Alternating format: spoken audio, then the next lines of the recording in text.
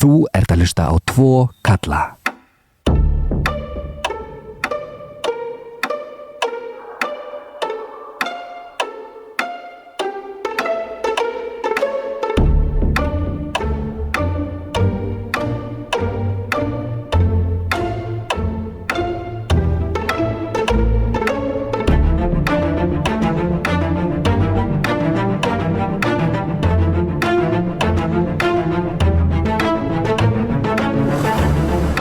Hér eru þeir, Þorsteinn Vaff Einarsson og Haukur Bragason.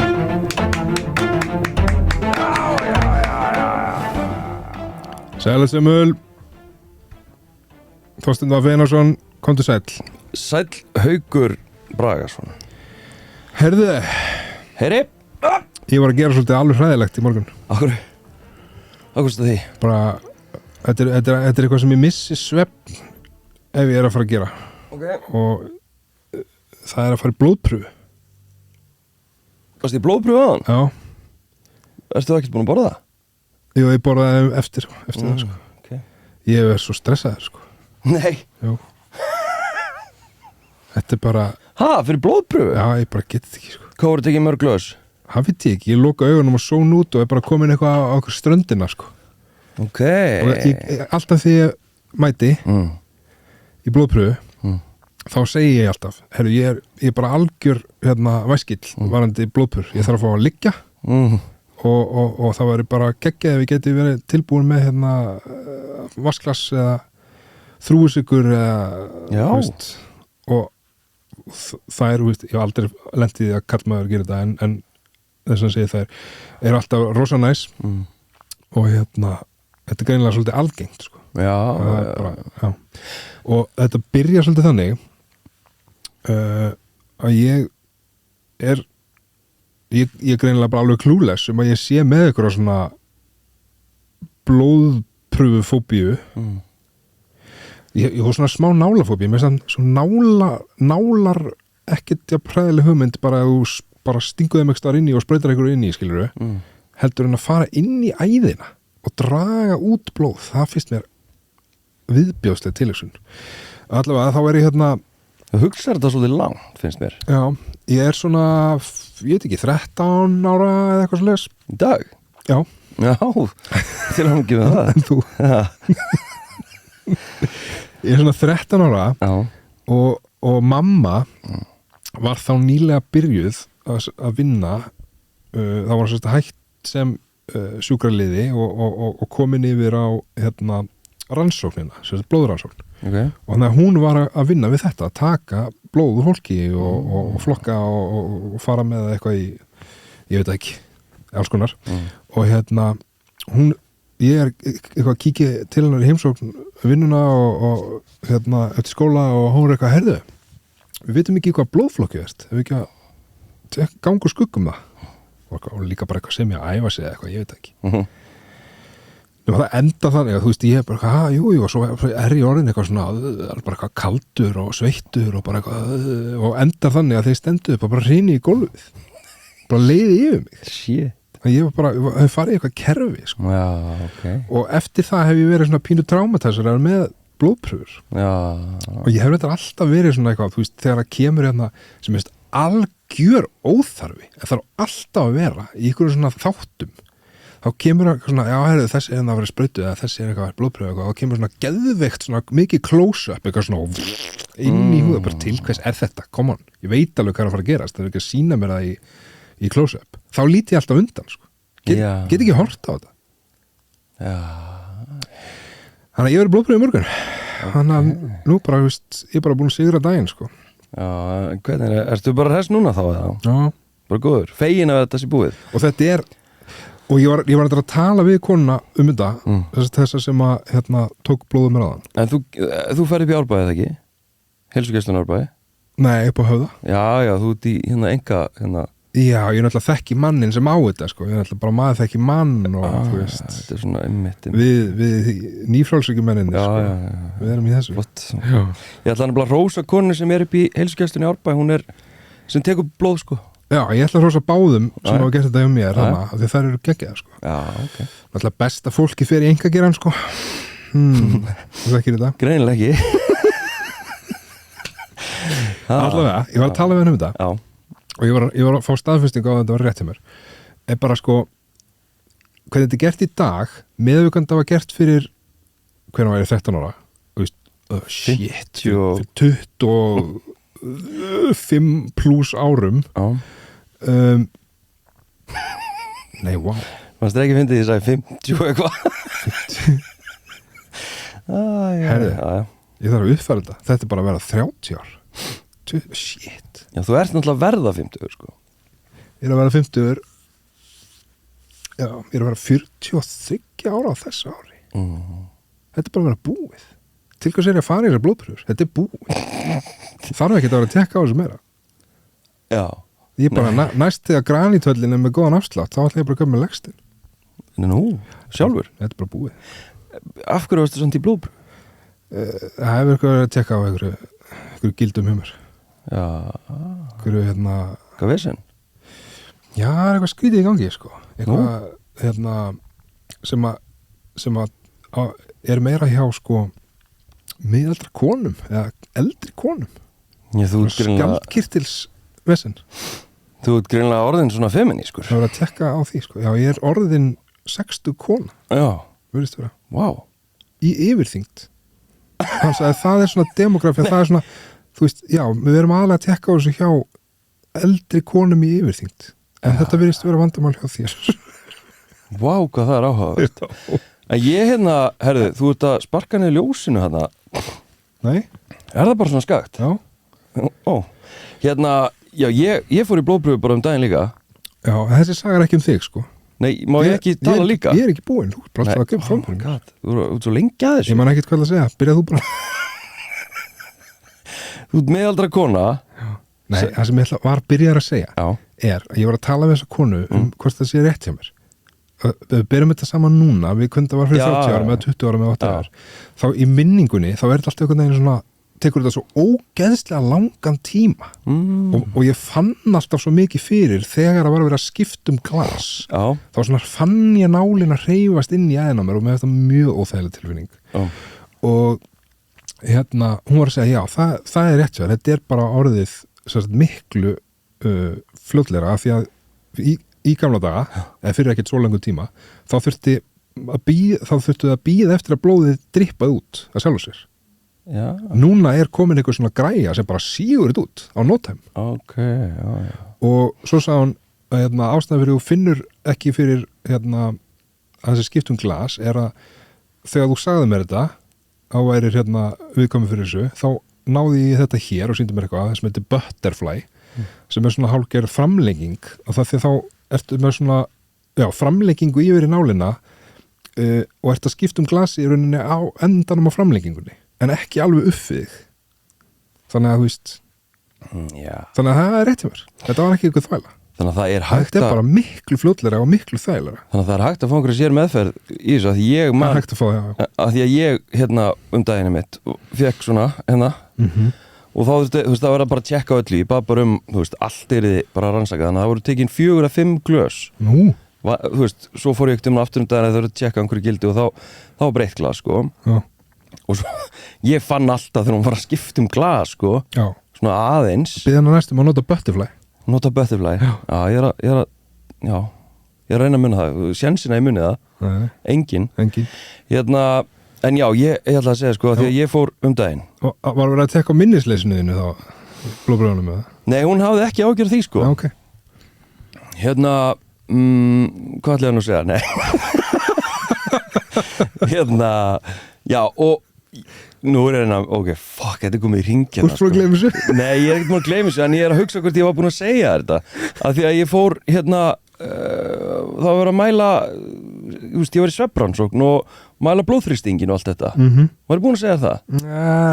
eitthvað, nei, allavega ekki í podcastinu nei, að nei, bara því þú varst að tala um blóðbröð þá myndi ég eftir þessu sko að ég semast bara fer þarna sko að því að Huld er alltaf með áhyggjur af heilsunum minni og einu svona alltaf kom með mig til heimilislæknist þannig að ég myndi hörgulega segja satur rétt frá og eitthvað svona ég fer alltaf með lista frá Írsi nei, Ég er nefnilega sko ég sagði í podcastu daginn Já, með þarna svona þú veist, að ég væri svona mótþró að fara sjálf til læknis núna já af því að ég lenti í einhverjum Já, afleysingalækni sem var með snúð við mig og þannig að ég skrifa bara svona niður svona, ég er kannski að teka á þessu svo þegar listin á svolítið langur þá svona, fuck it, ég er að panta með tíma já, ég skil, ok Flottur Já en þú fer bara með konuna hérna með þér Nei, ég ger það endur ekki nei, ok, Og ég fór daginn varstu duglegur í læknatímanum? Já, ok, og bara þetta var svona eitthvað mundur það sem áttur að segja? Já, ég var búinn að skrifa það niður í síman sko. Þannig að þú fórst með lista líka Nei, sko, ég nota það Ég skrifa allt niður ef ég verð að muna það Ég veit það mesta kjaftaði sem þú hefur sagt í þessu podcasti Ég skrifa hluti niður ef ég verð að muna það já, ok, þannig að allt sem þú gleymir hérna í sambandi við þessa þætti Já, sem er 27 sinum í viku Já. það er bara eitthvað svo vald að geta með skiptir ekki máli það er mitt, ok Er ekki mikilvægt Herðu, ég er hann að segja þér Haukur að ég fór í þessa blóðpröfu og ég fór til læknis og það var að vera að mæla blóðþrýstingina því að ég er alltaf búinn að vera á mörkum háþrýstings í svona 10 ár og Hulda er búinn að hafa mikla áhyggjur af þessu og svo bara fer ég til læknisins og hún mæli blóðþrýsting og segir bara já, herru, þú ert allt og hár mér langar að setja á lyf og ég bara lyf, þú veist og þú veist, spyr aukaverkanir og hún segir, já, það er engin aukaverkun engar aukaverkun og ég bara, what? Akkur er ekki löngu farandi að lyf þá ef ég er búin að vera mörgum þess að vera alltaf hálengi allavega og hver svaraði hún því? Hún sagði, ég veit ekki, ég er náttúrulega ekki verið hjá sem lækni sko, ég er bara nýflutur og svona hefur átt að vera á engaræknu það voru löngu konu lyf ég er búin að vera blóðþrýstingslækandi síðan ég á 12 ára já, ég náttúrulega var alltaf á mörkunum sko. þetta var lígi sko já, okay. Ég var alltaf á mörkunum svo veit ég hana, hún setur mig á lyf bara byrjum eitthvað á lægsta skammti eða eitthvað svona, hélt hún nema svo fer ég á þetta lyf og mæti mánuði setna og hún mæli mig aftur og ég semst, mamma hjúkrunarfræðingur, ég hafði svona sagt mömmu, ég er ekkit viss þetta sé að virka þessi lyf því að, þú veist, alltaf þegar ég stend upp þá svona fæði svona aðsvif sem segir á virki það er einkenni lágþrýstings já, einmitt, það vissi ég ekki því ég hef aldrei verið með lágþrýsting nei, ok þannig að mér fannst bara lyfið ekkert vera að virka af því að ég var alltaf að standa upp og bara eitthvað svona og helst að það væri tengt háþrýstinginum Nei, ég veit ekkert hverju þetta var tengt nei, okay. Hvernig átti ég að vita? Ég er ekki læknir ekki heldur sko, en ég veit þetta Já, ég vissi þetta ekki fyrir núna og ég fyrir til hann og segi henni þetta hún er eitthvað, nú býtur nú mælum þrýstingin þá bara herðu, já, þú ert bara orðin alltaf lár bara eins og eitthvað bann Já, og já, ok, ég var reyndar ekki of lár þú veist, ég man ekki hvað þetta var 110 eða eitthvað en vanlega er 140 112,67 Já, var það? Já Ok Manst þú það? Ég er búin að tala um þetta, ég man alltaf tölur Jesus, Þú sendið mér mynd af þessu þegar þú varst á lennunum Ok, já, ég var búin að glemma því Já, og þannig að hún lækkaði skammtinn og ég er bara ekki frá því að ég sé betri Já Þannig að þú fegst vægari lyf við háþrýstingi Já, ég átti að taka hálfa töflu en ekki heila og okay. Eru vesna að brjóta þér? Nei, já, svona lyfja brjótara Ha? Já, því ég þarf að mylja Er það til? Það er til svona, nema Brýtur hún í tvenda? Já Nei Já Ég þarf ekki að taka hálfa töflur en mér langar samt í svona bara að eiga það Já, ég kefti þetta á Tenerife einu sinni Já Mér sniðið sko Svo getur þetta möli líka, töflur Nei Jú, þetta er svona lyfja Hvað er það? Mortel, ok Bubbi Mortel Herðu, Förum í eitthvað Hjálp, bjargaðu mér Sinns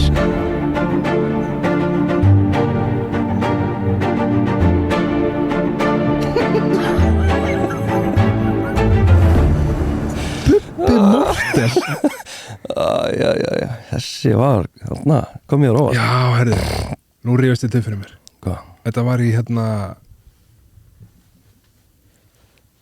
Kanari Já, það? Já, þáttunum Ok Þetta var í einhverju þáttum svona, Bubbi Mortel? Já, eitthvað Bubbi Mortel grín Hann var sko bókaður óvart og var með svona kynningu Mortel og allir voru bara eitthvað voru byggust við öðru sko. Alveg rétt. Heyrðu, eitthvað dagsins er heimildamyndin Inside the Manosphere. Ertu búin að horfa á hana? Já. Okay. Ég hefði tekið þetta í næsta þætti ef þú hefur ekki gert það. Ég var vonað myndir ekki en ok. Við erum að reyna að vera current. Það er reyndar 6 dagar í þetta kom út, þannig að kannski er allir búin að gleyma þessari mynd þá. Nei, guð minn guð, þegar fólk er að byrja að horfa núna sko. Okay. Einmitt. Ég skal segja þér eitt sem er svolítið merkilegt. Hún er efst á vinsældalista íslenska Netflix. Já, ég sá það. Yfir kvikmyndir.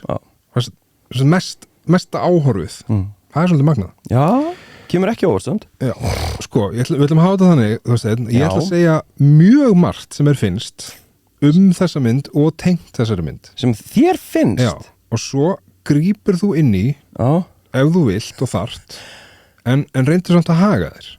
Ég ætla bara ekkert að grípa inn í fyrir en að þú spyrði mig að einhverju. Nei, bara... Jú, ég ætla bara að þegja. Okay. Ég ætla bara að slökka á mér. Ég er bara með mótrúður skruskun. Hún er sem sagt þessi maður sem er hann að fer fyrir þessu teimi. Þetta er náttúrulega teimi sem gerir þetta og það er miklu meira heldur bara hann. Og mér finnst, byrjum að byrjunni, hann heitir Louis Theroux og hann hefur gert margt svipað. Hann hefur verið í miklum svona heimildamyndum, heimildaþáttum og lengi. Ég man til dæmis eftir D.O.F.D. Safni sem segir ýmislegt þú veist, hvenær hann var hvað hann búin að vera í svo lengi, skiljum. Hann er ágætur, mér fannst hann ekkert spes í þessari mynd. Ég verði eiginlega bara viðurkenna það. Það er örugglega því allir að segja hann sé frábær. Þá verður þú að segja hann sé ömurlegur. Veit það ekki. Já, okay. Og annað sem ég vil segja þessa mynd er að það var ekkert nýtt í henni. Nei, ég er alveg sammála því. En það er hins vegar mjög gott að fá þetta í svona mainstream umfjöllun. Af því að þetta er nú hljómar þetta mjög snobbað sko, en þetta er náttúrulega hellingur af einhverju nýju fyrir flest fólk, held ég sko. Og kannski er þetta svona í fyrsta skipti sem að margir mörg, hann er búin að óna sjálf mig, eru að sko sjá þetta svona af einhverju viti og annað en þetta er líka í fyrsta skipti sem ég er að sjá þessa gaura frá þessu sjónarhorni. Já. Það sé það sem að þessi mynd gaf mér.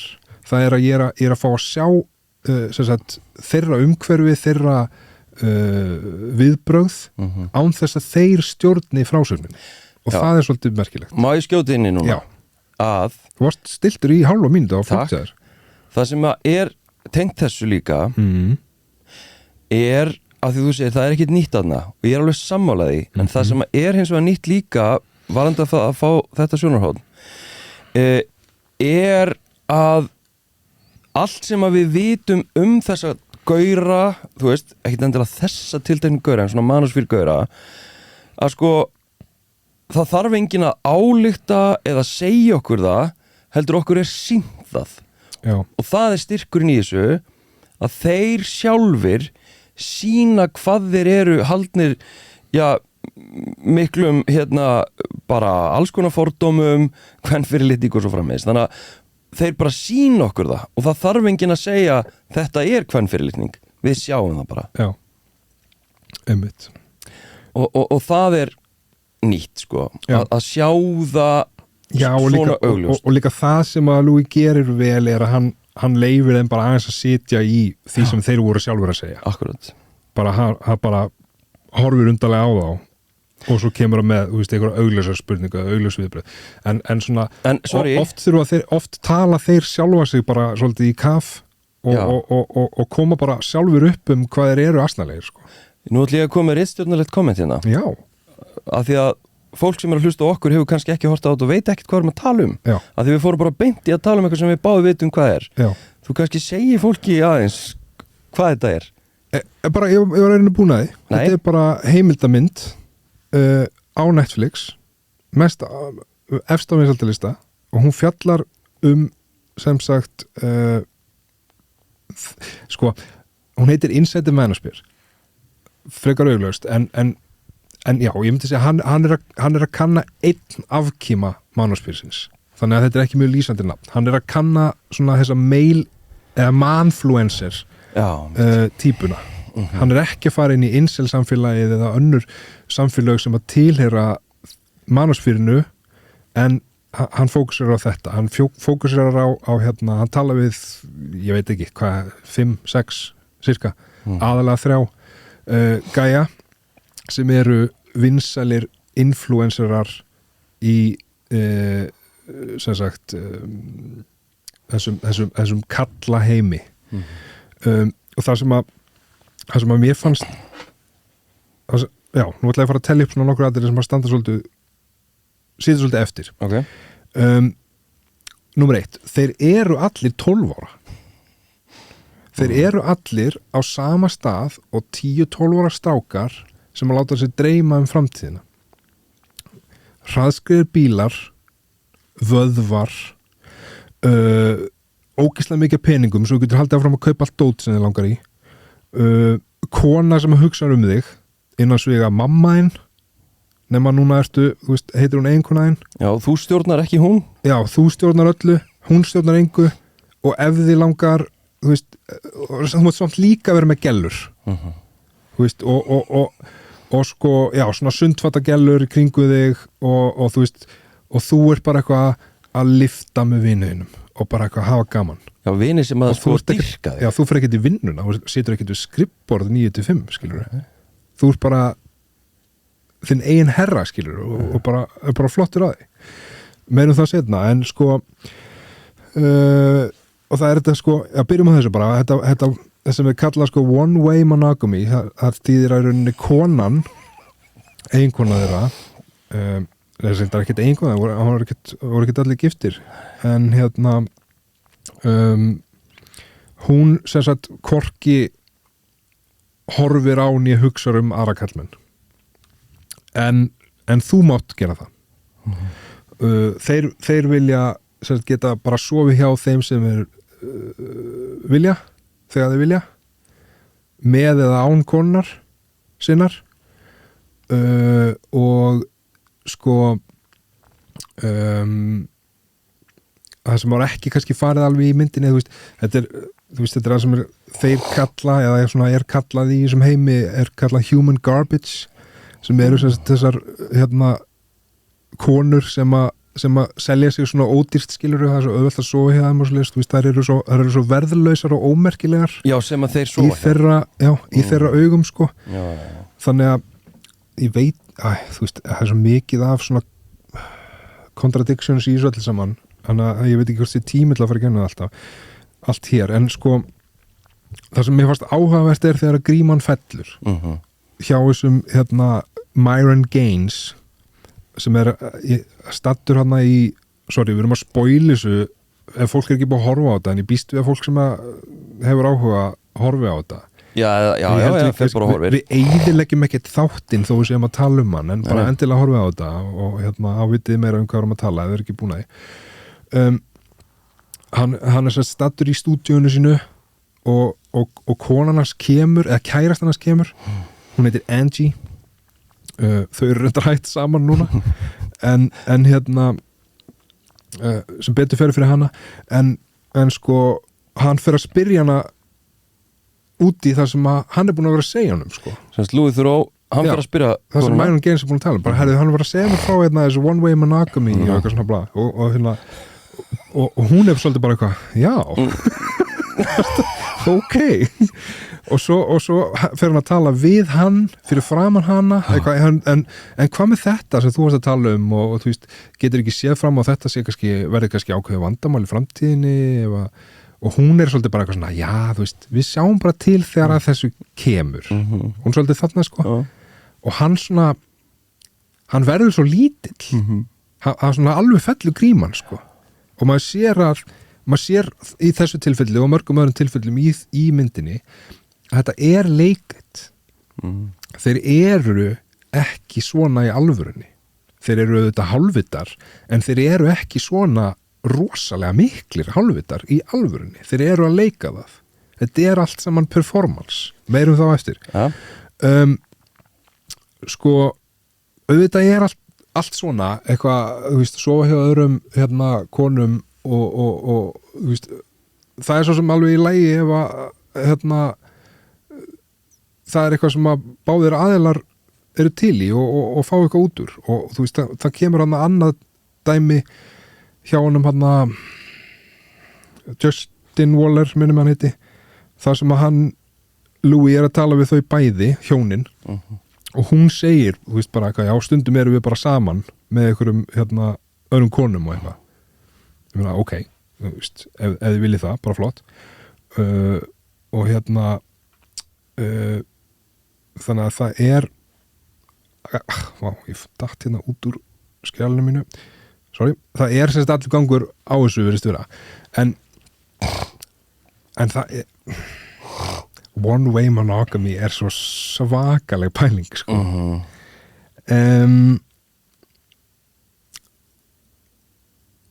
þeir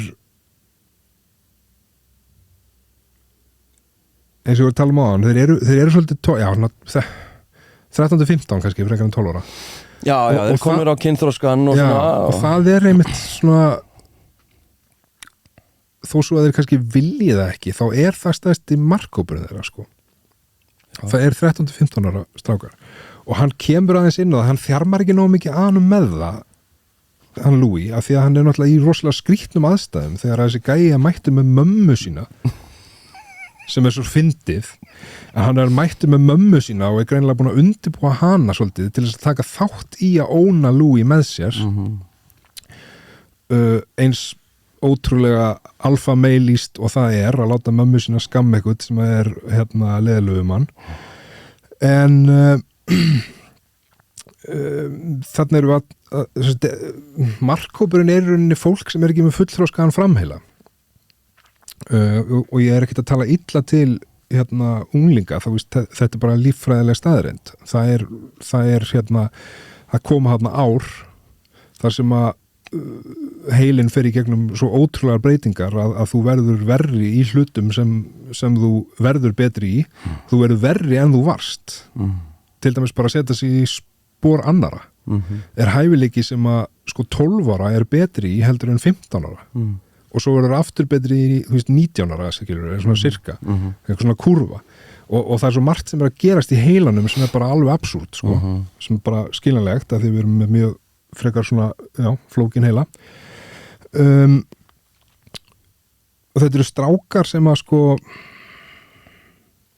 þeir þurfa bara svolítið einfaldan heim og þeir þurfa sko heim þar sem að þeir leika aðalhlutverkið og þess vegna þetta svo auðvelt söluvara að selja þeim þetta og hérna það koma hana íslenski strákar sem var smá svona wake up held ég fyrir margt fólk að, þú veist, einn af þessum gæjum hana sem svona ég hefði viljað að hann myndi sko ávarpaða Louis með voiceover, að því hann var að gera voiceover þegar þeir koma hann semst að tala að þessi dúti getur ekki farið neitt á hans að hitta aðdáendur og svo klippist inn þar hefði viljað að myndi koma aftur inn og ávarpa þú veist, meiri sé að strákar á Íslandi sem er best í heimi jafnrétti, bara smá þetta ekki bara Bandaríkin já en hann gerir það ekki þannig að ég samanlega þar en þú veist, svo náttúrulega þarf líka að velja að hafna sko. en sko þeir eru hann bara út kóngurinn you are the king maður þetta svo og ekkert við þess að stráka sakast skilur þú veist, og ég bara vona fólk sé ekki eitthvað að reyna að finna út hverja þeir eru eða eitthvað álíka en sko þeir skamma sín örugglega ekkert sko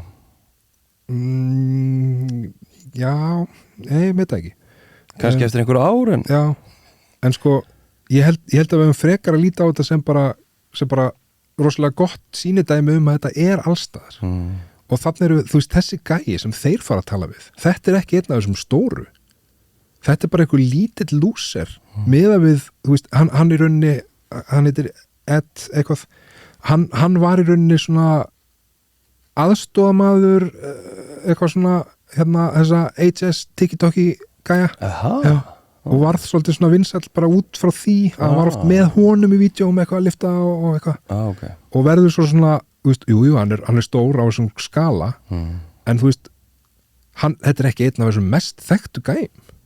Ég þekkti engan aðeins. Svo er bara einhver íslenski náungar sem bara eru bara út að labba, skilur í frí og bara, hei, er þetta ekki hann að Gubbi Majónes, skilur það er ótrúlegt og þessi gæjar sko þessi strákar það er verið að mata þá að þessu í gegnum algoritmana sko sem var ekki nógu mikið talað í þessari mynd þú veist, ég las hérna daginn það var gerð áhugaverð rannsóknar sem fólk sem tók 10 síma keypti 10 nýja síma og 10 ný símkort og skráðu sig inn á samfélagsmiðla og svo kolli með 10 svona erkitýpur af strákum í huga eitthvað, það heitir bara fótboltagæinn bílagæinn og svo kolli og ég man ekki nákvæmlega hvernig það var með minnir að hafa verið svona cirka 20 mínútur þar sem voru allir búinir að fá efni úr mánusfyrinu samt voru þeir ekkert að gefa upp eitthvað, já, ég hef áhuga á að niðurlega konur eitthvað, blá blá, ég er bara áhuga á bílum og þú veist það er verið að byrta þetta svo snemma á allt þetta lið. Ég ætla að skjóta inn í þetta með sko, svona kynjun á samfélagsmiðlum og algoritman að þá kannski verið þetta önnur rannsókn já. En í svipari rannsókn þá var líka verið að rannsaka sko hjá stelpum, gera svona erkitýpur af stelpum sem að lokka sér á nýttæki og þá færðu allt annað, þá færðu sko alveg sama hversu grönn þú ert, þú ert aldrei nógu grönn þú ert að passa mataræðið þitt þú veist, þú ert að hugsa útlitið þitt þú ert að passa húðina þina þannig að, og þetta er svo kynjað og þetta er svo ábúðslega sko hvað ég segja, svona djúpt kynjað og þegar ég er að sína þetta í kynjafræðinu upp í hérna MK og ég held að við gerum þetta flest í kynjafræðinu að sína hvernig algoritmin virkar og hversu kynjaðar hann er og hugmyndirnar og allt þetta þá eru þau hefðu ekki hugmynd Nei, þau bara eru í sjokki og þetta er ofta sem stendur upp úr þegar ég sínaði með þessar rannsóka, þetta er vídeo hérna sem að ég sínaði þetta er svona 10 mínútur eitthvað og þá eru þau ofta að tala bara hvað þetta var áhugavert og þau vissu ekki að algoritmin væri svona hannaður, þú veist með þau í huga Janni ásvari, Louis Theroux og fyrst erum við að tala bara stutt hérna með algoritman sko að þú veist þessi gæri alltaf að tala um að þeir eru ekki í svona 9 to 5 þeir eru ekki með yfirmann sko algoritmin er þeirra yfirmaður sko þeir þurfa sífellt að vera vakandi fyrir því hvaða trendir og að rísa og hvernig þeir spila inn í algoritman og þú sér það bara þessi gæjar sem að eru með þennan draum og er að lifa drauminn skilur að þeir þurfu ekki að vera í vinnunni þeir eru bara að gera það sem vilja þeir eru bara að leika sem með vinnu sinum, þeir eru bara að lifta það er alltaf verið að sína frá hvað þeir eru að gera og sérstaklega þessi HS Tiki-Toki, eins fáránlegt nafn þetta er, come on maður allavega, hann heitir líka eitthvað Harrison Sullivan bara hversu lítið hart er það nafn allavega Tiki-Toki það er svo hvað barn hafi gert þetta og hann er náttúrulega barn sko það er kannski vandamál í þessu saman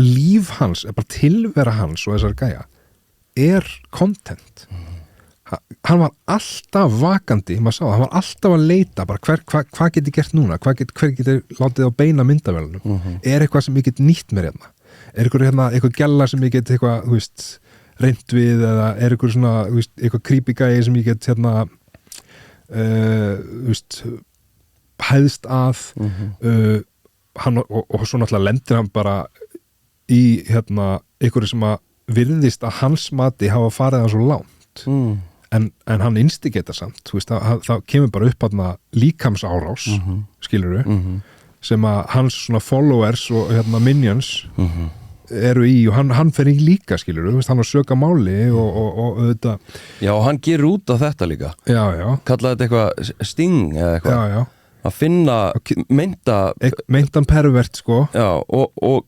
niðurlæði þá og líka bara hann aðna gains skilur, þú veist, hann er að fá OnlyFans stelpur og eitthvað álíka í þetta umhverfi þar sem, og þær vita í rauninni að það á að fara að óna þær sko, að niðurlaga þær bara niðurlæga þær og hæðast að þeim en á sama tíma það plattform fyrir þær. Já, þetta svona win-win sko, Já, af því að hann fær meira view já, og þær fá meira view þær fá athygli, þær fá þeim, plattform. sem náttúrulega bara frábær myndlíking fyrir það hvernig þetta virkar allt saman En af hverju virkar þetta svona vel? Af því þetta er sami markhópur. Já Mér finnst það hefði mátt koma svolítið meira inn á það, að mínum að því. Þetta er nákvæmlega sami markhópur, þess vegna er þetta fólk að vinna saman þó svo að in theory eru þau óvinnir af því að þessi gæjar eru alltaf að tala niður OnlyFans stelpur, tala niður klám en græða samt á því sko, promóta það. Einn gæinn sagði líka bara beint, þú veist, ég á eitthvað hluta í ykkur, þú veist, ég græði á OnlyFans sölu sko. Já, hann bara halda utan eitthvað svona. Já, og sko það sem að er svo áhugavert er að sem sagt, þessi náungar, þeir eru náttúrulega bara að selja. Þetta snýst bara um klám, kryptó og kreatín. Þú veist, þeir eru bara að þeir eru að promóta OnlyFans, þeir eru að selja kryptó, þeir eru að selja eitthvað svona verðbréfa plattform þar sem borgaði inn fyrir X upphæð og svo ráðleggja þeir hvað átt að kaupa. Þeir eru að selja fæðubótaefni þeir eru að selja þú veist, sumir þeirra greinilega ekkert mikið en sumir þeirra byrja þannig svona æfingaprógram og svo er þessi stóru eru komnir inn í svona þeir eru að selja svona lífstílsplön þú veist, þú er með mánalega áskrift eitthvað, $60 eða eitthvað og þá ertu að fá eitthvað svona extra content frá þeim í rauninni og alls konar svona app áskriftir og sem gengur út á einhvers konar svona svona mentorship í rauninni, eitthvað svona networking, eitthvað svona tengslamyndun, eitthvað hvernig fólk átt að tala við, hvað átt að gera, hvað er best fyrir það að gera þegar þú ætlar ekki að vera í vinnunni, heldur ætlar að vera þinn eigin boss og þú veist, geta bara verið að leika þér og bara keyra hraðskreiða bíla og vaðandi gellum og þú veist og það er aldrei, það sem vantaði líka inn í þetta mínum að það er aldrei adressað, það er ekki það sem þessi menn er að gera í alvörunni, þeir eru ekki að hjálpa þér það gengur gegn módelinu þeirra að hjálpa öðrum akkur var ekki talað um það akkur er ekki talað um að þetta er í rauninni svona neoliberalism, þetta er svona já, þetta er bara kapitalist kerfi sem að þeir eru fastir einhvern veginn innan og þeir í gamla daga þá var bara nóg að vera bara hard working og það bara hafður það fínt það er ekki þannig lengur það er, þú veist, sá draumur er búinn sko. Það er ekkert nóg að vera bara duglegur í vinnunni og bara, þú veist, vakna klukkan 6 og fara að beygja stál, skilurðu. Þú hefur það bara samt skýtt þó svo að sé þannig, þó svo sért að gera það í dag, skilurðu. Í dag þarftu eitthvað annað og þessir, þeir eru búin að taka hennar vinkil á svona þeirra sko kapitalíska orustu svæði er bara þeirra eigin líkami, skilurðu. Veist, að að það og hugvit hugvit, ok en sko, það er svo auðvelt að sjá árangur á þínum eigin líkama sko. Þess vegna held ég að það verði svo margir sem að koma þannig upp í þetta sko. Í gegnum svona einmitt einhverja líkamsrækt og liftingar og fæðubótaefni löglega eða ekki alveg lögleg og æfingaprógramin og það sko, kannski eftir að fara inn í það en mér langar að nefna því að þeir eru svo uppteknar að því að vera sinn eigin boss eiga enga undirmenn og vera sjálfstæðir og allt þetta og svo eru allir þessi gæjar með einhverja minions, svona sjómla sem eru sko svo undirokaðir sem eru svo miklu þjónar, sem eru svo mikið að sleikja raskatið á þeim til þess að vonast til þess að leggja eitthvað yfir á þeim af, ég veit ekki einu sinni, ímyndinni þú veist, hversu niðurlægandi það fyrir þá þegar hann alltaf að tala að vera sinni einn herra og vera boss og eitthvað. Akkurat. Þú veist, það eins og þið tengi það ekki alveg saman. En svo greinilega einn og einn sem svona næra að verða sinni einn, þú veist, influencer herra, skilur, eins og þessi ad-gæi hann. Já. En já, þú veist, mér finnst þetta svo augljóst. Þú veist, þeir eru ekki að reyna að hjálpa þér. Þeir eru bara að hugsa sig. Það er það sem er að segja, come on. Þeir eru basically að stafa það vonið þig. Og ef þú fattar ekki að þú stattur í píramítasvindli, ef þú fattar ekki að þeir eru bara con artists, þá ertu bara, sorry, þú ert ekki alveg að skilja hvað er verið að segja við þig. Nei, sem að náttúrulega sem að málið. Já. Og þess vegna svo flókið að því þetta tilfinningalegt. Þetta bara talinni tilfinningar ungra stráka sem að upplifa mögulega því að þeir skilja ekki nógu vel heiminn og þú veist, við getum talað hérna hvernig þú getur verið fyrstur af forréttindum sem að þú hefur þó hafir kannski ekki brjálað mikið af þeim og það verið að selja þessa friðþægingu og þú ert svo sannlega til í að kaupa hana og með því þá þarfst að kaupa líka alls konar samsæriskenningar og kjaftaði þannig að skaðsemin verður sko gigantísk og áhrifin og svo bara fólk eins og ég og þú og eitthvað svona sem eitthvað svona að reyna aðeins að setja spurningamerki við þetta, erum við ekki aðeins að staldra við og hugsa hérna hvað er í gangi þú veist, þá bara erum við man-hating og vondir skilur af því að við erum að taka friðþæginguna skilur og á sama tíma eru þessi gæjar sumir eins og var ekki Sneeko með svo á svo sturluðu leveli í samsæriskenningum en það er enginn sem eitthvað hei, ef við ekki aðeins að ná okkur innan niður á jörðina þú veist, það var hann að gæja sem var bara að tala bara, þú veist að það í alvörunni bara djöfladýrkendur og það bara satanistar sem stjórna heiminum og bara satan bara, þú veist eiginlegt afl í stjórnmálum heimsins Já, og bendið þarna á einhverja forsíðumyndir það eru allar svona, það sést bara eitt auga Já, akkur eru pop-tónlistakonur að halda fyrir annað auga á sér Þetta eru skilaboð, meðvituð skilaboð frá djöflinum En sko, það er ein þversögn það, tengt þessu Ein?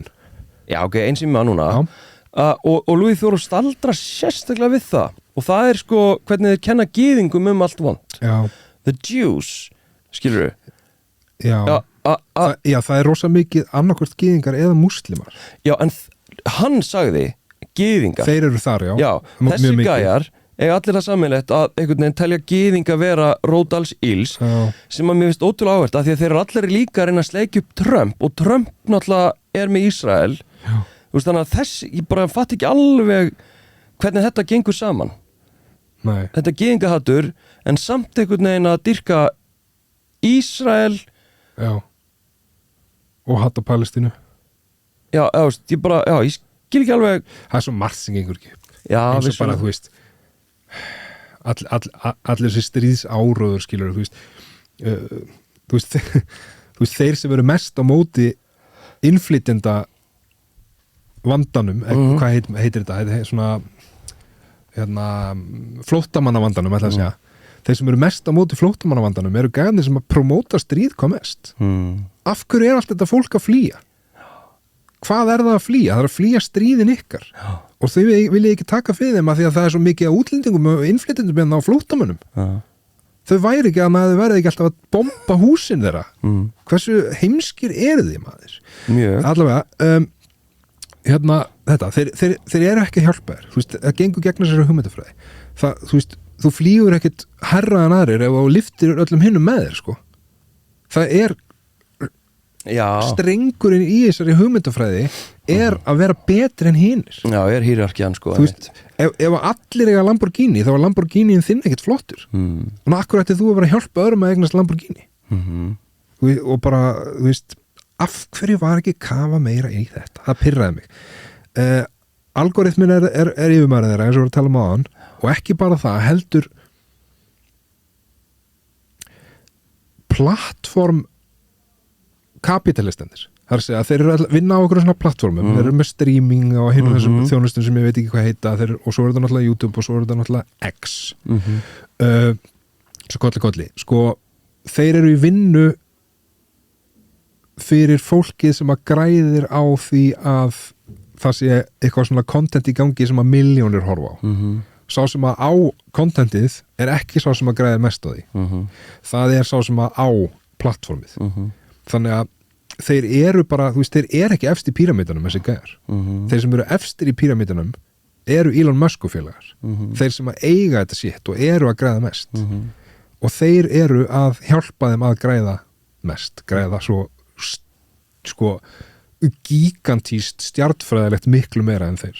Já, en það kom líka bara í ljós að sumir af þeim allavega eiga bara engan pening, eru bara fátækir, eru að skrimta eins og að því ég er búin að vera að fá svo mikið í algoritma minn hérna eftir þetta og þá er ég búin að vera að sjá alls konar vídeo og held ég frá þessum TikTok-gaur það sem að hann er að tala hvað var og ég reynda tók ekki eftir að það hefur verið expósa að hann væri ekki ríkur í myndinni en einhvern veginn verðist það hafa komið upp úr krafsinu að það sem hann segist vera að óna, semst fá á mánuði eða viku eða eitthvað er kjaftaði það miklu lægra, það var einhver sem gaf upp töluna og ég sá eitthvað vídeo af honum vera að segja að það væri svo niðurlægandi, myndi þið vilja að það væri bara að vera að tala launin ykkar þú veist okay.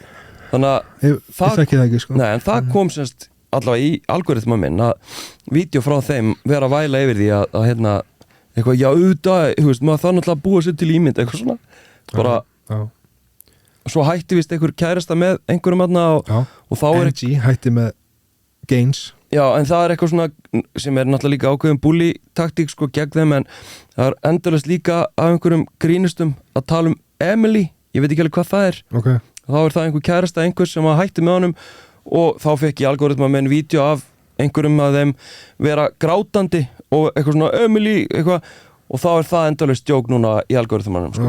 Að vera að gera grína honum vera að gráta að því hann var sorgmættur sem er náttúrulega yndislega dásamlega komískt fyrsta tilfinningin sem hann sýnir já, fyrir utan reiði að sko þannig er hann berskjaldar, þannig er hann sár þannig er hann leiður en hann er akkurat búin að búa til það er ekki svigrúm fyrir hann til þess að vera það nei af því að hann á að vera harður og vera með völd og ekki að vera svona aumur þannig að hann fær það í andliti en bullyismin er auðvitað ekki góður sko. Nei. Og einmitt með þetta image sko, ef við gríp það aðeins þá eitt sem ég fór að spá í sko ef þeir eru allir svona ógeðslega ríkir og augljóslega eru margir að mjög ríkir þú veist þannig já, þeir eru ekki samt þeir eru ekki á þessu leveli sem þeir halda eða vilja vera á það eru gæðanir fyrir ofan þá það eru gæðanir sem að þeir eru í vinnu fyrir það er yfirmaður þeirra þú ert búin að breyta lífiðinu í content þú ert alltaf að vinna, þú ert alltaf að horfa í kringu því, hvað getur gert og hvað þarf ég að gera, hvað er algoritmin að biðja mig um hérna núna, hvað þarf ég að þú veist allt þetta dæmi sko þú veist, þeir fatt ekki hver yfirmaður þeirra er en hérna ef þú ert að keyra hérna á Lamborghini og alltaf í hérna rosa flottum fötum og hérna allt þetta akkur þá kona en að koma í vinnuna til þess að þrífa fyrir þig akkur kaupir bara ekki þrif akkur þarf kona en alltaf að elda mat heima hjá þér og þrífa og veist, hún vinnur basically bara við að þrífa og elda akkur má hún ekki bara hafa það næs af því að akkur má hún ekki fá eitthvað brot af þessum rosalega flotta lífstíl þínum akkur fær hún bara hálsmenn veist, akkur má hún ekki bara vera að leika sem með vinnu sínum á daginn hún þarf að vinna sér inn já akkur var ekki kafað þess í þetta akkur var ekki spurðin um þetta þú veist, hann er hann á staðnum og hún er eitthvað að mæti vinnuna hans, eitthvað stúdíó til þess að fara að þrífa akkur er hún að koma að þrífa ert ekki moldríkur akkur kaupir ekki bara einhverja þrífaþjónustu sem kostar ekki neitt já, en það var líka með hennar stúdíó og podcastgaur, það var svo dásalega senur þar sem að vörpuður svo sterkur ljósi á sko hvað hann er ég ætla bara að segja hvað hann er kvíðin típa og sko er svona alltaf að já, Myron Gaines í símanum já, alltaf að reyna að stjórna sko og alveg bara alltaf að lítið kríku sig Já. og svo þegar einmitt konan hans eða kærastan fyrir röndi núna byrjar að tala hvað hann lítill í sér og óöruggur og já, herru farðu núna bara taktu hundinn og farðu bara þú veist. Farðu bara að þrífa hérna hann þarf að þrífa hérna og blá blá blá þú veist, hann þurfti svona að setja sig aftur á hans efri stall sko, af því hann var mjög að missa hann já það svo þetta svo umulegt sko já og svo fannst mér áhugavert það sem var sagt og hefði mátt kafa kannski dýpra út í það sem var sagt í einu viðtalinu þarna sem minnir að hafa verið þarna stálgæinn þarna Justin Waller minnum mig hann var að segja sko að þegar þú segir eitthvað sagt, mjög kontroversial þá mögulega var HS tiki-toki, allavega þetta er bara lögmál sem virkar á öllum þegar þú segir eitthvað sem er mjög kontroversial þá stekkur fylgjendatalaðin upp það er nefnilega málið sko og þá komum við aftur inn í þetta sem ég sagði ég ætla að fara inn í betur á eftir og það er þetta með sko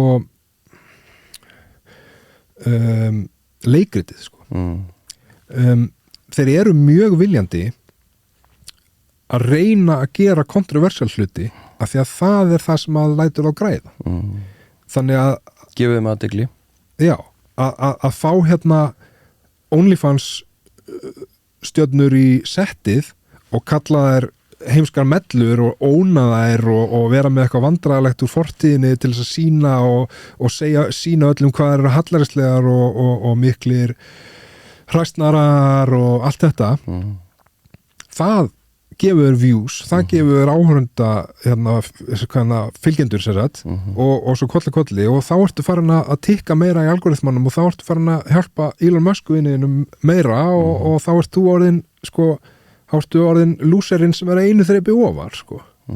og þannig virkar þetta og mér finnst það vera svo áhugavert að hann sagði það eiginlega bara beint út bara ef ég ger eitthvað mjög sjokkerandi þá er það geggja fyrir mig sko.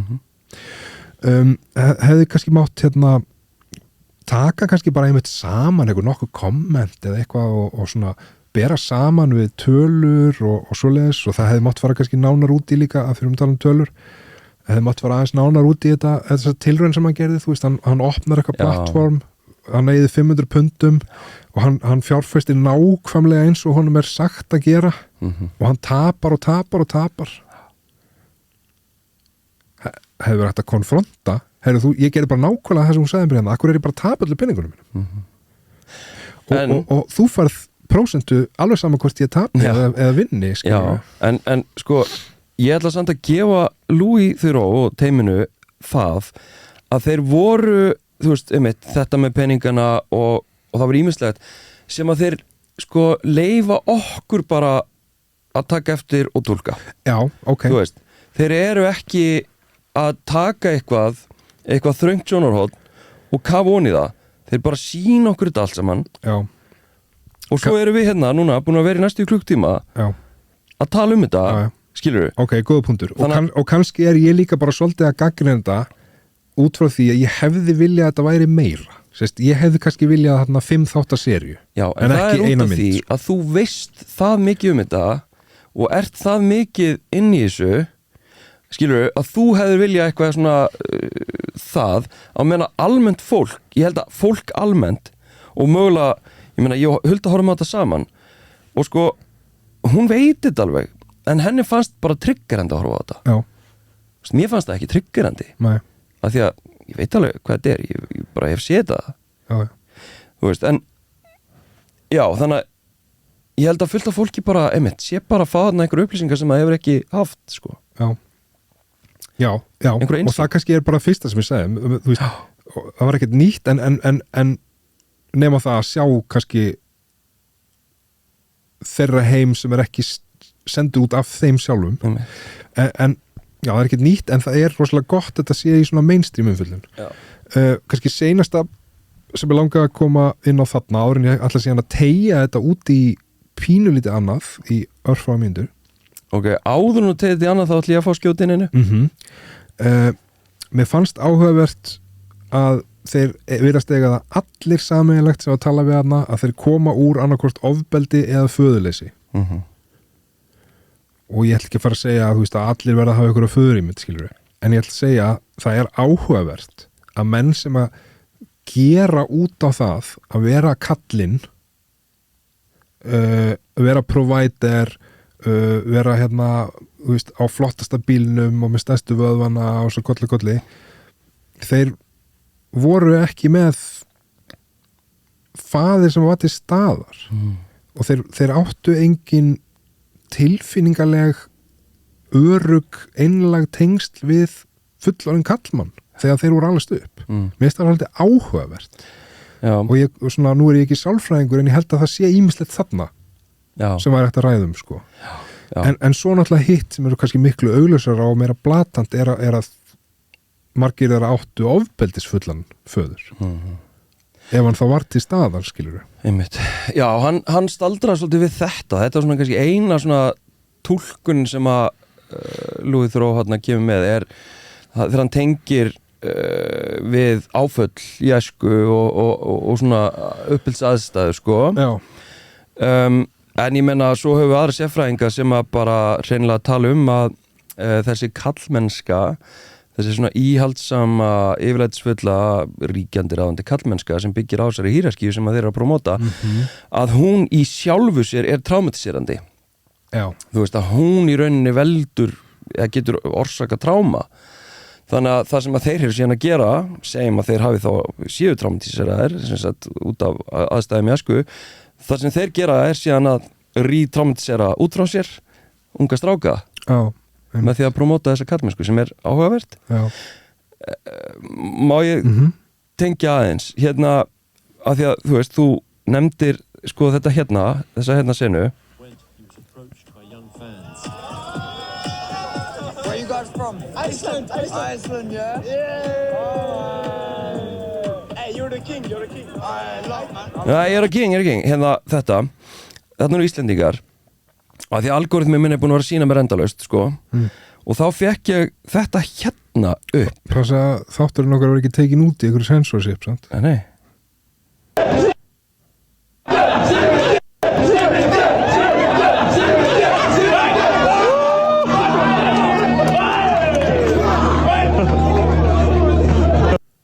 Heyrðu þetta? Ég áttum ekki alveg á þessu Simmi D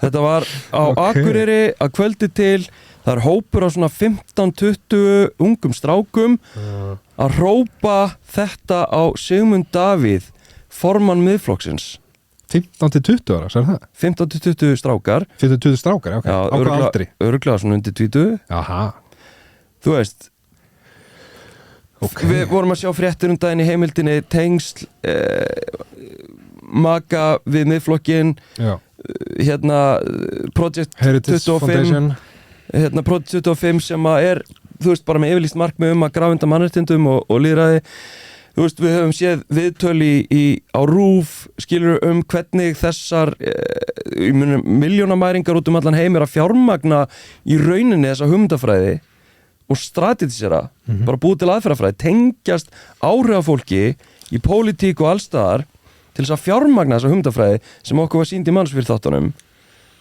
það sem ég skil ekki af því að við sjáum hvað þetta er ógeðslegt við sjáum hvað þetta er innantómt grunnhyggið og hættulegt núna vitum við að það er stjórnmálaflokkur eða flokkar á Íslandi með tengingar við þessa hugmyndafræði Já, sem bara sækist eftir því að fá viðkenningu fundi upplýsingar borgar fyrir það sendir fólku út og er sponsorað til þess að fara út og við höfum séð þessu orðræðu í Kastljósi þegar Snorri Másson mætir þangað við höfum séð Sigmund Davíð gera þetta á Alþingi og fleiri á Alþingi vera að næra þessa hugmyndafræði og sá þessum efasendum hvers vegna eru íslenski fjölmiðlar ekki á fullu að kryfja þetta Íslenski fjölmiðlar er þetta skammast sín Nei, alveg, af hverju er ekki á fullu verið að rannsaka þetta því að sko það er eitt grunnsendur að það sé verið að dæla eða á fjármagni að bjóða þeim út og eitthvað og það er ekki verið að nefna það í hagsmunaskráningu þingmanna það er eitt, það er bara lögbrotið sko af hverju ekki verið að rannsaka það og svo er það af hverju er ekki verið að varpa ljósi á hugmyndafræðina sem að þeir eru að sækja í og hversu hættulegt það er bara, það er það sem ég skil ekki ég vildi bara koma þess að framfæri takk fyrir mig. Mjög gott smá útúr samt alls ekki sko allt þetta man loneliness epidemic allt það sko ég fó bara með þessa pælingu aðeins inn í ég fó bara aðeins með hann á kottan eftir að horfa hann á þátt sko hvað sko ef þetta spilar svolítið saman þeir sem að þú veist þetta lið sem að er eftir að hafa verið búin að, já, svona bara niður sjóða hausn á sér í þessari manospír heimi í öllum þessum manfluencer kultúr og allt þetta fjármála bodybuilding dæmi og bara hvernig er talað um konur og hvernig er komið fram við konur hvað ef þetta hangi kannski bara svolítið saman og þetta fólk þessi menn eru orðnir bara þeir eru bara orðnir undateable þeir eru bara orðnir ófærir að mynda náin tengsl á einhverju tilfinninga og vitsmunalegu leveli þeir eru orðnir, þú veist þeir eru konum með svo óraunhæfar hugmyndir að hluta til og þetta er bara komið frá mér, ég er ekki að stíðast neina ræðsuna neitt, að hluta til hlýtur þetta að vera vegna þessa kúltúrs það er búið að gegnsýra kynslóð af þessari hugmyndafræði og þessum ömurlegu ráðum frá gæjum sem þykja flottir og þú ert þá bara með einhverja rosalega svona bogna sín á þetta og það tengist rannsók sem ég ætla að enda þetta á sem að komið fréttir á núna bara 5. mars, þetta er mjög nýlegt og það er Ipsos í samstarfi við Global Institute for Women's Leadership at King's College í Lundunum sem að stendur fyrir þessu og þetta er risastór rannsókn. Það eru 23.000 svarendur í henni í 29 löndum og það eru boðnir saman 2 hópar annars vegar Gen Z menn, það er að segja strákar og ungi menn fæddir á tímabilinu 1997 til 2012 þannig að alveg niður í, hvað er þetta? 15 ára? 14 ára? Já, 14 eða 13 ára Það er 26 núna, það er 26 núna sko Já, sonur minni fæddur 11 Það er 13 að vera 14, ok, skilji og það er annar hópurinn 1997 til 2012 bornir saman við hóp af babyboomerum það er að segja köllum sem eru fæddir á tímabilinu 1946 til 1964 ég bara tala um þessa 2 hópa ég ætla bara að tala um yngri menn og eldri menn í samanbyrjunum það sem að er verulega áhugavert og líka gjörsamlega niðurdrepandi er að gamaldags viðhorf, það er talað um traditional values, ég er bara hafna því að kalla þetta traditional values, en ég ætla að nota orðið gamaldags gamaldags viðhorf í tengslum við svona ákvarðanatöku og stjórn innan hjónabandsins eru 2-falt algengari hjá yngri hópnum en eldri hópnum 13% af eldri hópnum hefur þá skoðun að eiginkonan eigi alltaf að hlýða eiginmanni sínum en það er 4% af ungu mönnunum 24% af yngri hópnum segir eða finnst að konur þær megi ekki vera svona of sjálfstæðar eða of sjálfur sem næjar eða svona, já, geti, já, hvað ég segja, bara gætu basically yfirgifið á og haft það bara fínt, skilur 24% finnst bara að þær megi ekki komast á þennan stað og þetta er 12% af þessum gömlu skörfum 33% af yngri hófnum 1/3 segir að kallinn eigi alltaf að skera úr mikilvægar ákvörðanir, hann á alltaf að hafa svona the final say áður en að það er tekin ykkur mikilvæg ákvörðun í lífi fjölskyldunar. En hvað segir 67%? 67%? Já, þeir segja þá að þú veist, það sé þá eigi að vera sameiginlega ákvörðun eða konan eigi að hafa final say, en ég er ekki með þau gögn sem er þó eða eru óákveðnir eða hvað. Já, en svo erum við með sko 59% af yngri hónum finnst að það sé svona að vera ætlast til of mikils af þeim í jafnréttismálum. 59% af 14 ára gemlingum upp í menn sem eru ekki átnið 30. Já, einmitt 21% af þessum ungu gauðum eru á þeirri skoðun að alvöru kona, real woman alvöru kona eigi aldrei að hafa frumkvæði að kynlífi. Já, ok 21%. Þetta er 7% af baby boomer köllunum. Já þetta er sko að hluta til ánægilegt sko, að öðru leiti ekki. Má ég kommenta? Já, ég er búinn. Ég þegar ég vann við það að flytja fyrirlestra fyrir ungt fólk og foreldra og vinnustæði, ég byrjaði á því 2018 og svona var að þessu kannski að miklu leiti í svona 3-4 ár. Þá var ég mjög reglulega spurður að því, eða jafnvel fólk fullyrti, kemur þetta ekki allt saman með ungu kynslóðinni og er þetta ekki að verða betra? Ég sagði alltaf nei, það er alls ekki bundið við aldur eða kynslóðir. Þessi viðhorf geta sannarlega erfst eða smittast yfir og þarna var þetta bakslag, þú veist, ekki orðið eins og það er í dag. Þarna var Andrew Tate bara rétt svo að hann var ekki einu svona orðið vinsæll á tímabili.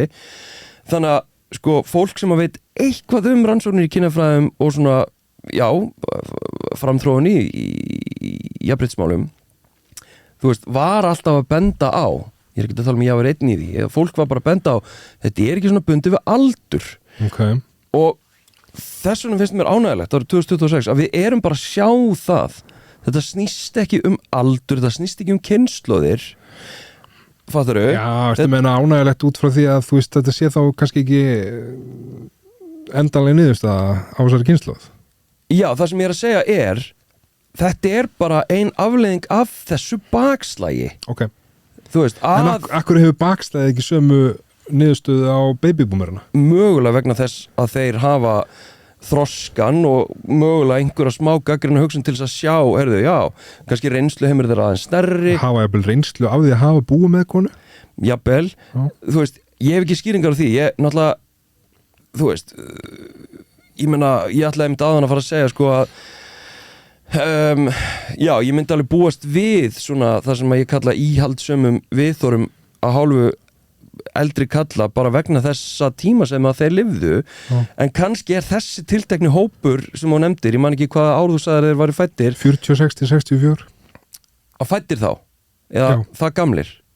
Nei, fæddir 1946-64 Ok, já, ok fæddur, já, 40, já nei, því að þú veist, önnur bylgja feminisman skilur, hún er það róttæk og hún er það mikið að hrista upp í okay. sko, við þóra pakkanum sko, og hugmyndum kvenleika að mögulega sko vaksa þér upp úr því að þú veist að það er verið í raun að gera það sem að er síðan verið að gera í dag. Já. Að því við erum í raun að endurtaka aðra bylgju að mörguleiti í hugmyndum reyndar með meiri kannski fókus á kallmennsku, þarna var það kvenleikin og svona þessar eðlisíkju hugmyndur konur, það var afbyggja þær svona í annari bylgjunni upp úr 70 til 80 kannski, þú veist, Vigdís hérna konur líka menn dæmið skilur sem var reyndar hluti af orðura í fyrstu bylgju en það er nú svo þannig að mér finnst þetta bara svona varpaljósi á áhrif bakslagsins og þessara mennarsfyrr-gaura á unga stráka og ég trúi því að okkur mun takast að sko veita þessu viðspyrnu og við sem erum eldri og fólk sem að bara varpaljósi á hversu skaðlega þessi viðþór eru, ég trúi því að við munum aðeins svona að sitja að tappa núna í þessa eiturflösku. Ég aðeins svartsýnn en þú annars sko. Ég hef bara svo miklar áhyggjur af tangarhaldi plattform kapitalistarna tech-bro höfuðpörana á ungu kynslóðinni í gegnum símana og hvað síminn er orðið mikið stjórntæki í lífi fólks. Já, ég meina þetta er bara eins og einhver dystopísk fáránleg mynd. Já, sko, ég hef ekki sömu áhyggjur af símanótkun eins og margir aðrir og auðvitað Ég hef ekkert áhyggjur af símanótkun, ég hef áhyggjur af algoritma stjórnun á hugsunum fólks. Já, það, sko, en þegar við erum búin að sjá núna og fatta og skilja hvernig algoritmi virkar leið og við erum farin að sjá í gegnum svona skaðlega hluti, þá erum við komin nær því að vinna gegn því. Og núna, þú veist, við erum allavega hvað varðar sko gervigreindar tækin og tólin sem að eru að terrorisa kennara því að nefndur, þú veist, eru bara hættir að vinna verkefni og gervigreindi sér þetta að sko, svo núna erum við farin að þjálfa þau í að vera gagnrýnin á gervigreinda tækin og þegar unga fólki skilur er farið að læra að vera gagnrýnið á tæknina, þá við farin aftur aðeins að stjórna. En þá kemur bara eitthvað nýtt. Auðvitað, en ég trúi því Við erum bara farin að lifa á tímum þar sem að það er í rauninni ekki stjórnvöld sem stjórna, sko. Nei, ég held að það er alveg svolítið síðan að völd samfélagsins fóru frá þessum formlegu valdastöðum yfir í peningana, þú veist, yfir í tæknin og peningana og ég meina, við lifum bara í kapitalískum heimi þar sem að þeir sem ríkur ráða og við erum bara að sjá það að þetta er, þetta meinta menningarstríð er bara one way, það er bara maka miðflokks dúddarnir sem eru bara fjármagna einhverju hugmyndafræði búið til eitthvað menningarstríð til þess að ríkir geti áfram verið ríkar í friði, skilur, þetta er bara það. Vinstri er ekki að vera meira vinstri, sko. Nei. En ok, þetta var örgulega lengsta eitthvað dagsins. Þetta var lengsta eitthvað dagsins. Sem að við höfum á æfi okkar verið með. Já.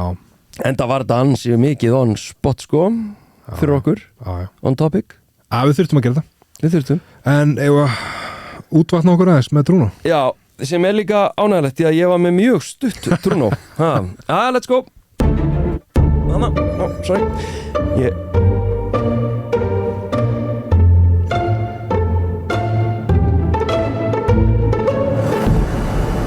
Nú fara tveir kallar á Trúnó. Ég er svo langt frá mixernum og ég fer fyrir þína kameru ef ég lækka í okkur, þannig að ég sleppti því. Já, ég skil. Herru, Trúnó dagsins Takk fyrir útskýra. Já, bara var það að segja það, sko, hvað er að frétta hérna? Trúnó dagsins örlítil játning. Já. Ekkert sérstaklega juicy, en svona bara... Ekki verið að afsaka þetta. Já, þú veist, þetta er smá stutt, sko, að ég nefnilega... Það er ekkert margt sem að ég svona sé eftir sem að ég geri. En þá tengt svona vesininu mín á internetinu og eitthvað. En það er sumt og það hefur alltaf setið í mér eitt sem ég gerði í Koddísi. Já. Það var á gamla Twitter. Já. Þar sem sagt, og ég fann þetta á þann. Twitter fyrir Elon Musk. Já, eða það leitið eitthvað allavega. Ég er alveg að fara að hætta þarna, held ég. Og Twitter, ég leiti svona Twitter sem sko plattformið, af því ég var bara undir mínu nafni, þar sem að ég var bara ég. Já. Og fekk svona vera aðeins svona róttakari og meira svona hvatvís. Já. Nema það gekk ekkert mjög vel því að fólk tengdi alltaf bara kallmennskunni og mig saman og þú veist, ég gerði það svo sem sjálfur. En allavega, ég sem sagt í einhverju hvatvísi geri í 7. júlí 2021 skrifa ég fæslu á Twitter. Þetta er spurning. Já. Og ég spyr hvað eiga, og náttúrulega 2021 þá er sko seinni bylgja MeToo í gangi og það er svona umræðum alls konar ofbeldi í samfélaginu og eitthvað svona. Náttúrulega, já, aukning í heimilisofbeldi út af COVID og allt það. Já, allavega, ég spyr á Twitter: hvað eiga Sölvi Tryggva, Björn Bragi, Ingo Veðurguð, Hafþór Júlíus Björnsson, Reynir Bergmann, Egill Gils og Sverrir Bergmann sameiginlegt? Og meira sagði ég ekki, sko. Ok. Ég bara spurði. Ég bara spurningar. Ég heldur endur ég hafi svarað spurningunni sjálfur og sagt: þeir eru ekki að followa kallmennskuna á Instagram.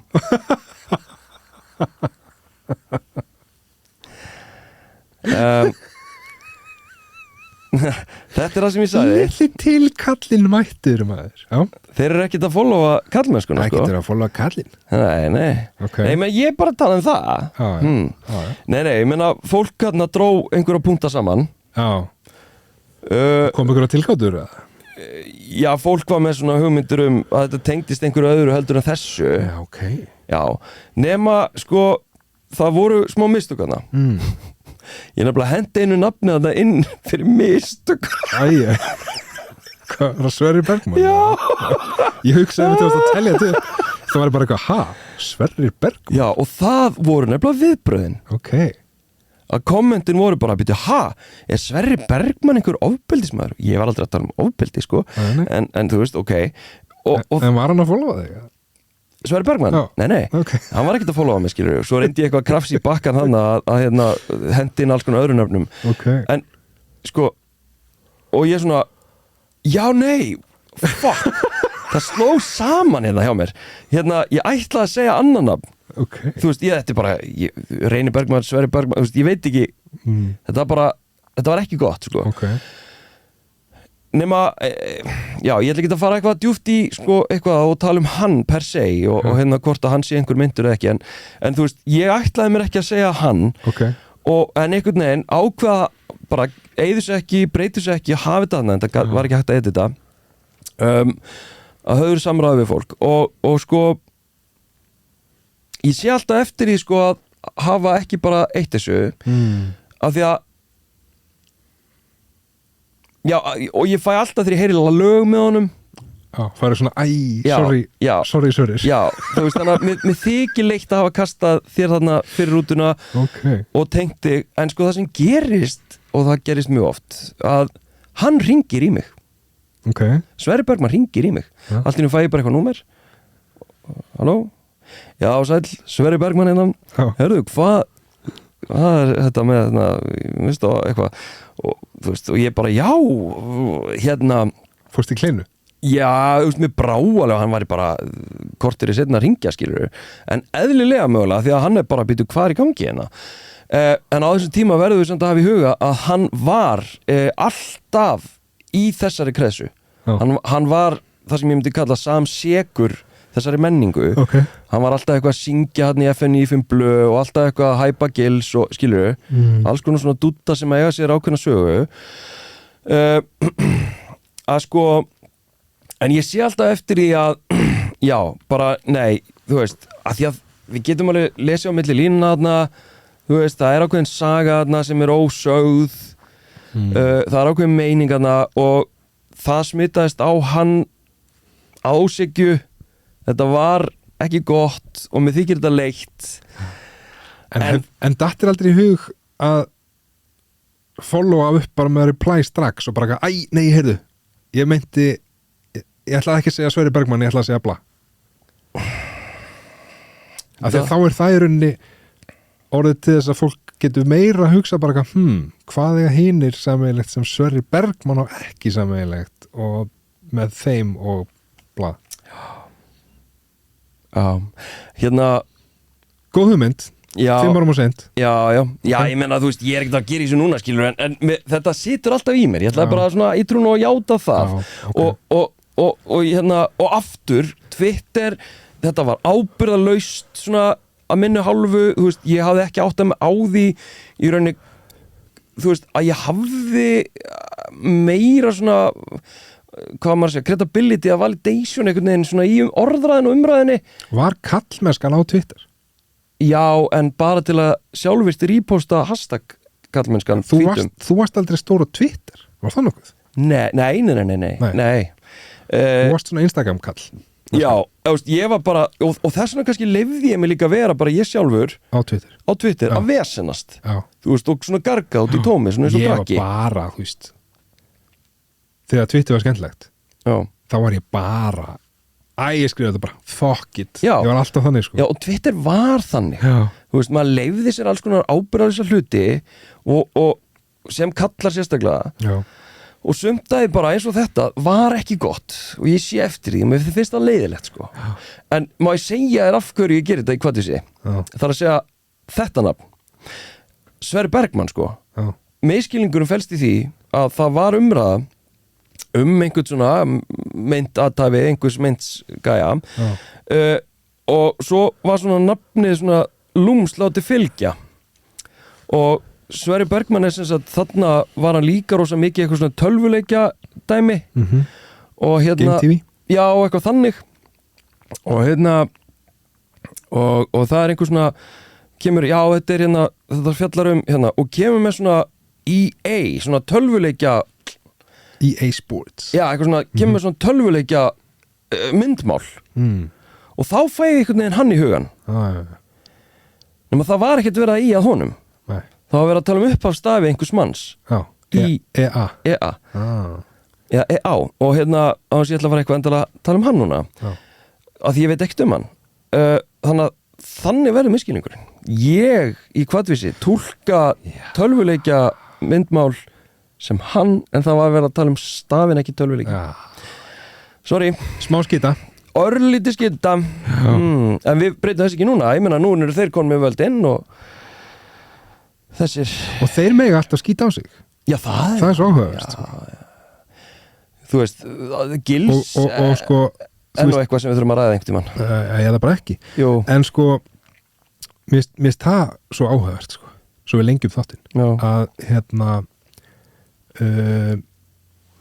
sko vinstri maðurinn sem skilur að hann hefur litið heiminn röngum augum og hann finnur hann frelsast og finnur trúna á miðflokkinn og Jesú Krist hann er sko bara, honum er bara sýnt sko gullhásætið, bara gjörðu svo vel fá þér sæti þú verður bara oddviti og bara beint inn á þing með þig eða bara, við komum þeir bara í bæjarstótt bara á morgun en við hérna vinstrapakkið við erum ekki að fara að treysta einhverjum miðflokks sjómla sem er allt í einu orðin vinstri sinnaður sem er galli ég held að það er eitthvað í þessu sko já þessu manni er treyst varlega já, ég meina ég er nú einhver leiti miðflokksmaður í mér sko miðflokksmaður í mér já, nei, ég meina þú veist ég er bara kall en það er þetta sko að hérna en það má svo og það kannski tengist bara inn í þetta sem við erum að tala um í einhverju dagsins og líka bara svona þessum kúltúr sem við erum alltaf að minnast á að sko það er svo megi ekkert lengur nei, það er búið að búa til umhverfi já. þar sem að það má allt þessir freku kallar sem, þú veist, stjórna heiminum þeir meiga allan anskotan það skiptir engu máli þó svo að þeir séu með nauðgunadóma bakinu þó svo að það bendi allt til þess að þeir séu hérna barnanýðingar og svo kollakolli það skiptir ekki alveg öllu máli nema ef þetta væri vinstri maður ég meina ef hann hefur sagt eitthvað á internetinu ef hann skrifaði blogg já. þar sem hann var hérna hálfviti í framhaldsskóla þá var hann ekkert að fara á þing fyrir samfylkinguna skilurðu nei, en ef þú hefur það bara kemur ekki til greina en ef þú hefur verið forsætisráðherra og staðin að því að skjóta undan peningum á aflandseyju og þurft að segja þér embætti að því allt var brjálað já, ég meina það er kannski bara skiljaleg minnstök þú veist, þá ertu bara áriðin formaður stærsta flokksins á Íslandi þetta er ótrúlega að þú situr á einhverjum bar og ert að drulla yfir konur, fatlað fólk og staðin að gera selahljóð. já, og staðin að því á upptöku Já. þú veist, come on menn verða náttúrulega bara fá að vera í friði, ég meina friði ekki einkalífs Hvenær ætlum við að hefja byltinguna? Ha? þú veist, þú veist að þetta gerpi sé í alvörunni á Alþingi sé í alvörunni þú veist, honum sé bara boðið í samræður Já. þú veist, að hún sé bara boðið í samræður í ykkur þætti eins og hann hafi eitthvað til málan að leggja ég kveiki í þessu helviti stúdíói og hann verður bara Jesus Christ maður og hvað segiru, hvað finnst þér við erum hérna að skoða aðalnámskrá eitthvað, þú veist, hættið að tala við hennar mann, hvaða kjaftað er þetta vinniði vinnun ykkar sem fjölmiðlar hættið þessu rugli þú veist, við erum alltaf bara sjúklega meðvirk bara, og allir þekki alla og valdi einhvern veginn sópar að sér valdi og enginn þóra að segja neitt svo eru bara með einhvern bloggar á einhverjum stærsta fréttamiðli landsins að skrifa fréttir hvað þessi kallar eru flottir Já. þú veist, í alveg ég bara fuck anskot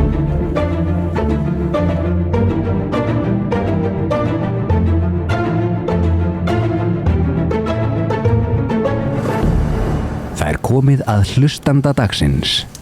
Sko ég held við séum bara búin að fá nákvæmlega þetta áður setti hann aftur í þú heldur alltaf á sérst að draga upp með það sem þú fengið áður þetta er eitthvað kunnulegt hverjum einasta þætti, þú skrifar þetta upp eftir einhver þannig að þú kannast við þetta Já, en ég gæti hafa sett sko miðan aftur hún í pókan allt sem þetta settu tíman í gang Já Herðu Það er kona sem elskar að hlusta á einlagt spjall sem skrifar Hún segir hrósið hvor öðrum og segir hvað það er sem ykkur þykir væntum í fari hvor annars Já, við höfum ekki fengið þetta Höfum við ekki gert eitthvað rosalega svipað? Jó, mjög svipað Hrósið hvor öðrum Þú byrjar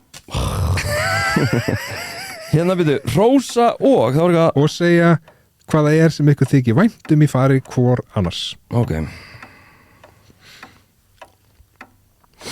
Hrósaðir, ég ætla að hrósa þér Haukur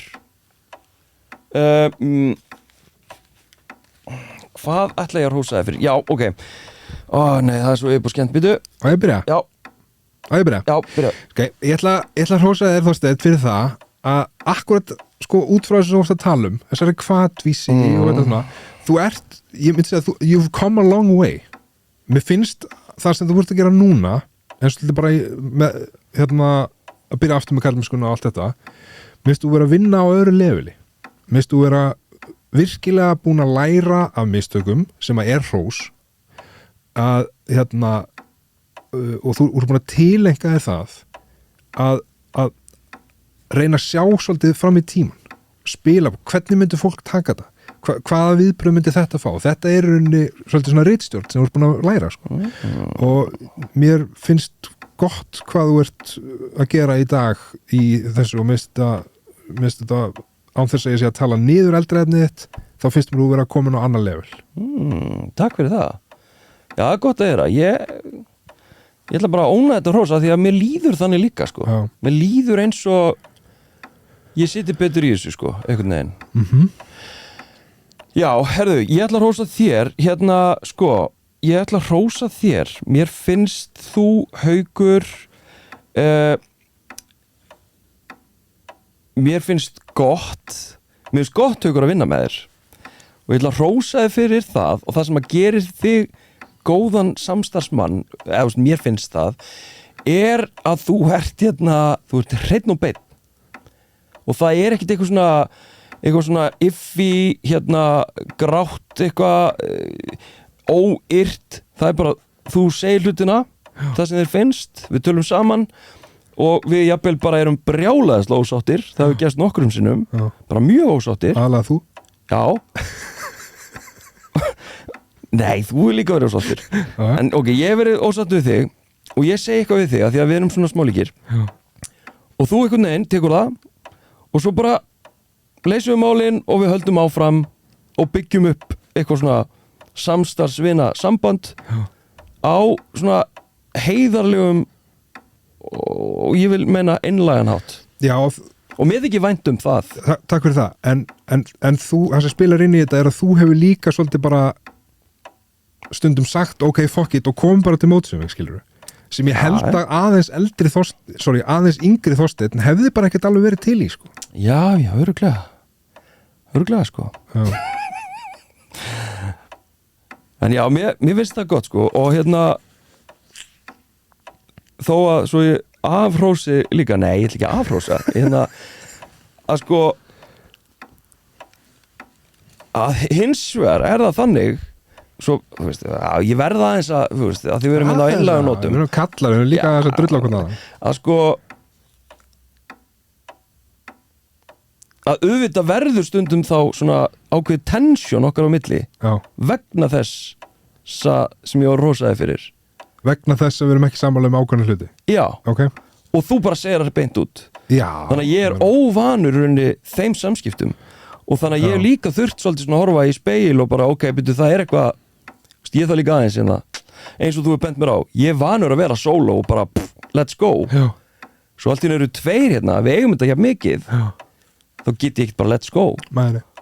Og þú hefur getað sagt það og bent á það, staðið með því að því að, þú veist, sumt fólk í kringum mig kannski segir eitthvað og ég svona tek ég ekki fyrir en eftir smá tíma, skilur okay. En þú bara krefum að Já, þú veist, ég er bara þannig okay, hérna er eitthvað sem er að bögga mig eða okkur, við þurfum að tala þetta við þurfum að ákveða hvernig það verður framvegis og svo getum við let's go að, sko. Já, þannig að mér þykir það gott, sko. Mér þykir vænt það og þetta er svona einhverju leveli kalla djúpt einlægt. Já. Svona pínu broddgöldur en samt smá mjúkt. Pínu broddgöldur? Já. Stingur smá? Já, stingur smá, sko. Það er gott. Á meðan, sko, ég er kannski vanar í svona samskiptum sem eru svona mýgri, sko. Já. Þú ert konfrontatív en til dæmis kona mín, hún er það ekki, sko. Ekki?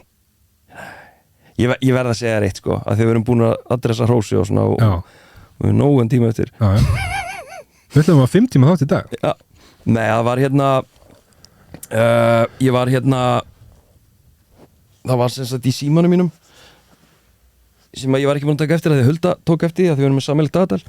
Það stóð tannlæknir, Tinna, viðgerð semst á 50 degi eitthvað nokkur dagar í þetta þá og tannlæknir, Tinna, viðgerð? Já. Ok, allt í þetta er bara svona, þannig að ég hef greinlega sett þetta inn og byrju Hulda spyr mér svona, hvað er þetta er Tinna að fara til tannlæknis? Hver er að fara til tannlæknis? Já, þú veist, það stóð tannlæknir Tinna, það er dóttir mín og viðgerð. Ok, og þá spyr Hulda, er Tinna að fara til tannlæknis í viðgerð á og ég svona veit ég ekki hamar ég ekki og ég svona, ég hringi bara tjekka á þessu í tannlæknin? Já. Hver er að fara til þín? Ég hringi Já, og það er náttúrulega afgreiðsluborðið eitthvað dóttir mín hún á tíma 13:20 á 50 daginn getur það passað? Af því að það hafði ekki að það var í kalendir tannlæknatími sem var búið að cancela og var ekki og mér grunaði að þetta væri eitthvað þannig okay. og hún eitthvað, hjá hverjum er það? Og ég svona veit það ekki heyrist í Huldu Kolbrún þannig að hún benti mér á að þetta væri eitt af kallalegsta sem ég hef gert Hulda? Já að setja eitthvað hann inn hafa ekki hugmyndum af hverju eða hvað þetta er muna það ekki og ringja síðan í tannlækninn veit ekki hvað hann heitir og hún sagði sko það er svona eins og að hafi stíðin á aðravaktina en nákvæmlega enga þriðjuvakt og það er eiginlega svolítið rétt þetta er svona pjúra dæmi nákvæmlega enga þriðjuvakt bara aðravakt En hver átt að fara til tannlæknis? Tinna átt að fara til tannlæknis í viðgerð nema ég hafi gert þetta semst fyrir áramót til að stundatabla mín var allt öðruvísi þannig að þarna er ég að kenna og ég komst ekkert með hana Ég held að niðurstaðan er sko að þú varst að fara til tannlæknis og Tinna var að fyrir ammali og Billi var að fyrir viðgerð Nei, þetta var bara ég að kallast Herðu, bara gaman að þessu